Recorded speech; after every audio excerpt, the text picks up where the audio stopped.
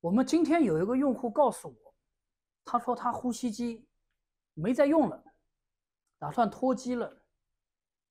他是去年10月份在我们这里买了一台呼吸机。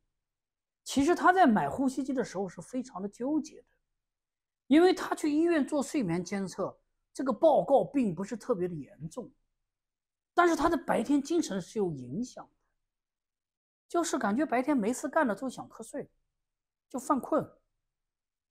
他说要不我试一试呼吸机吧。其实当时我也跟他说了，像他这种情况属于一个非典型的睡眠呼吸暂停患者。那怎么办呢？那我们试一试呼吸机吧，看看能不能解决他的问题。结果他试用了呼吸机之后，感觉白天确实清醒了，脑袋很清醒。他呼吸机是可以一个晚上基本待下来的，所以说他就买了一个呼吸机。今天跟我联系了，他说他这段时间他大量的去坚持洗鼻子，鼻子洗过之后，经常去用盐水洗鼻子，鼻子洗了之后，感觉通气明显的改善了，也改善了这方面的炎症。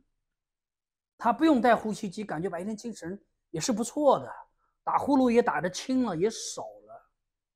他这个人体重并不是特别大，属于一个非典型的睡眠呼吸暂停患者。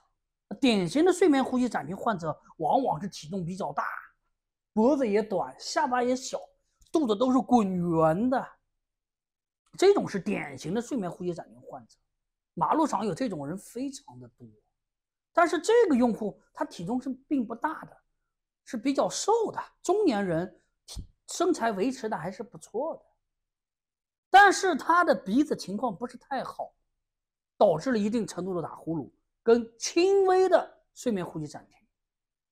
通过戴呼吸机可以立马收到效果，然后又通过大量的坚持的去清洗鼻子，保持鼻子的通畅，从而让鼻子恢复了正常的通气功能。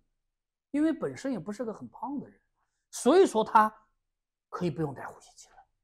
我们业内就叫做脱机，不用戴呼吸机了，呼吸机没用了，可以给别人了。他后来把这个呼吸机打算给他爸爸用，因为年纪大的老年人可能更需要这个机器吧。恭喜他，也希望大家能够真正找到自己的问题在哪里，解决它，最终脱机，找到健康。